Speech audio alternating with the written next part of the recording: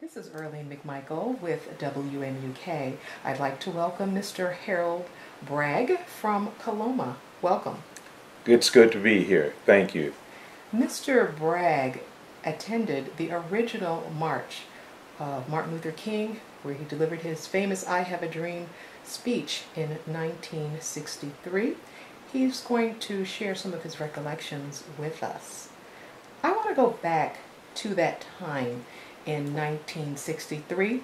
At the time, you were not living in Michigan. You were actually living in the Ohio area. You were a graduate student at Kent State University. Your then wife at the time was a faculty member in the English department.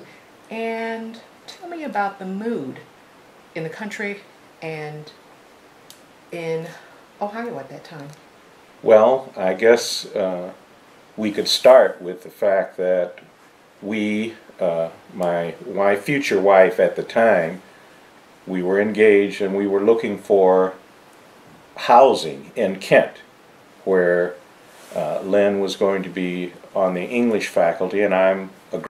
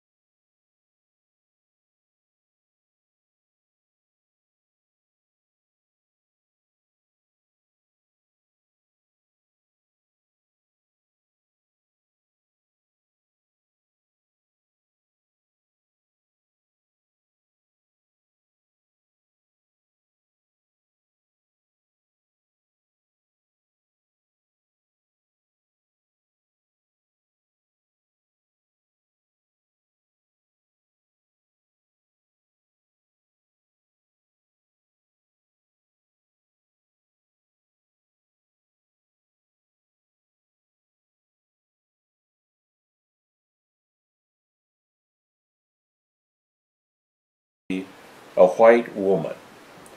She lived at the time in New Jersey. And she said, I had to go. And people talked about what you should wear. And so she picked out her finest outfit.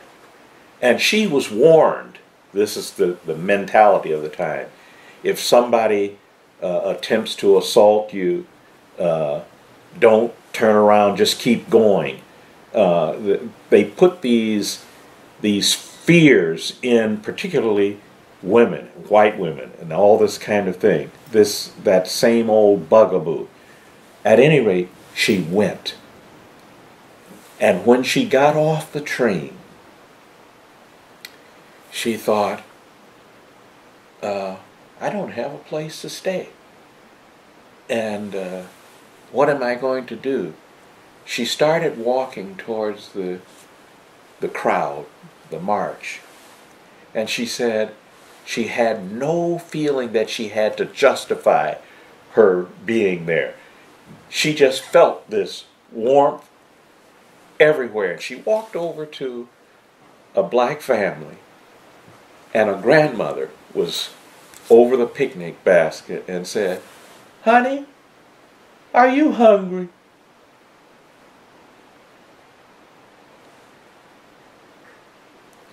She just kind of smiled and said, Yes. And this grandmother took out a chicken sandwich and said, Come on here. You're part of this family now.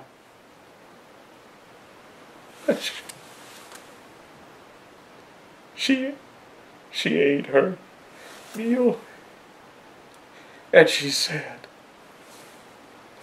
that was the most wonderful meal I've ever eaten. I didn't have to justify myself. I was just there. And I was part of a family because I was there. That's what I'm talking about. That feeling permeated everything. That was a very touching event for a lot of people who attended that original march. Thank you for sharing that.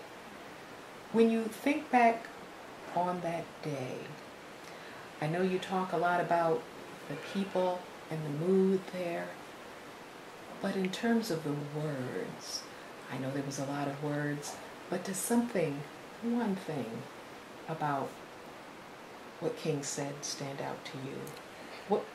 Well, when he went through that litany of talking about different parts of the country, Stone Mountain in Georgia, Lookout Mountain in Tennessee, and he went all across the country and he said, someday,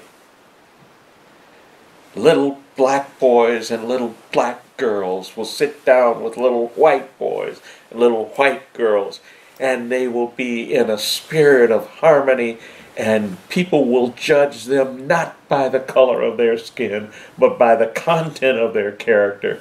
That has been indelibly embedded in my mind ever since.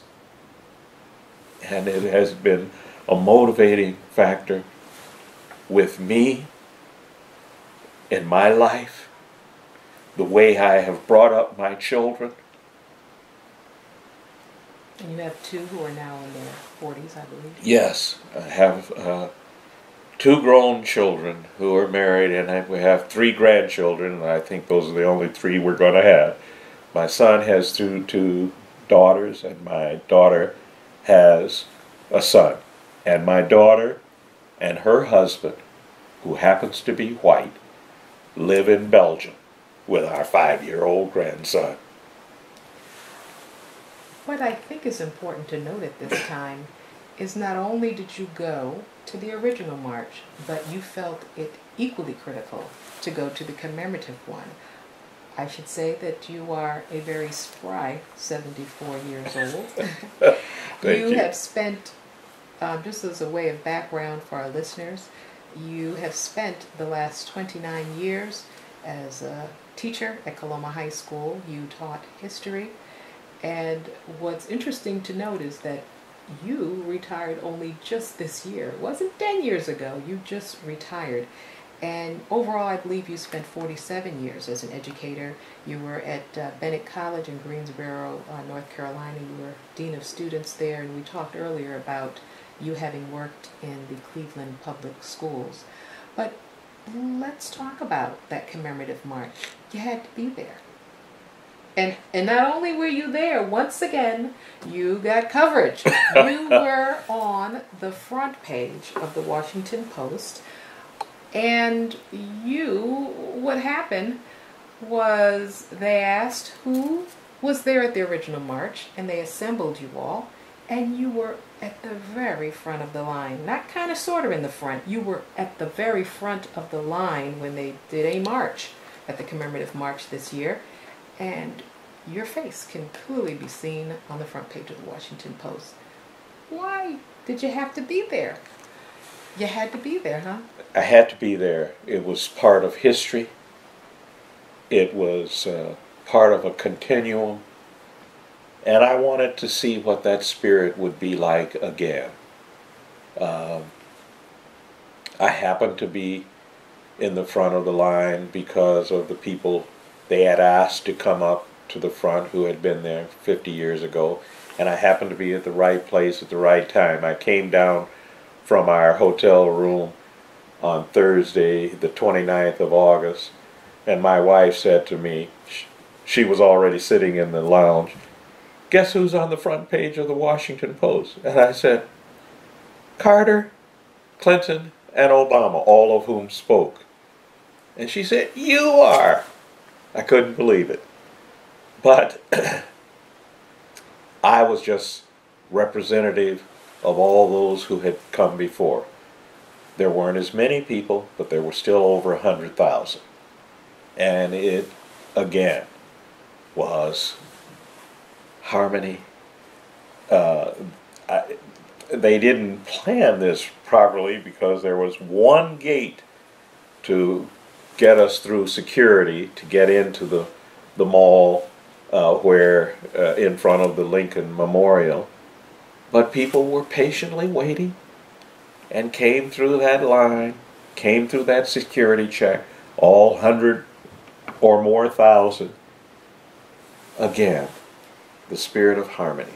I believe you were there that day more than 7 hours, including the original, just getting there to set up, get through security. You sat through every single speaker, all past presidents, I could say Clinton, Carter, Obama spoke. What speakers jump out to you? Well, this time, in addition to what one would be expecting about justice and equality, there was validation of that, in that somebody from the gay and lesbian community spoke. A Native American spoke. Somebody from the Asian American part of the American culture spoke. And all of this was emphatically stamped with the President of the United States addressing this crowd when 50 years before we were talking about getting the right to vote, with no idea that within our lifetime a person of color would be elected president. Now that's representing how much we have progressed. But we are not yet there yet. Some of the vitriol and bile that we have in our culture in America now lets us know that we still have a distance to cover, a great distance to cover. But we are grateful for what we have, and we are indebted to people like Martin Luther King and Bruce Clunder for where we are today. And my grandfather, and my father, and all the fathers and mothers who preceded us and the grandparents who preceded us. We owe it to them where we are, and we are bound to not let their sacrifices go in vain. We must persevere and achieve the ideal of the American dream, where we are all equal. That's a wonderful way to conclude this interview. I'd like to ask you, you've seen a lot in your 74 years. What's the answer to race relations, to making it better? It's difficult for a lot of people in this culture to see past color. But we are going to have to. We have to come from our hearts. If we come from our hearts, our heart of hearts, it will overcome the low element that's in some of our minds. Let's come from our hearts. Mr. Bragg, thank you so much for your time. Thank you.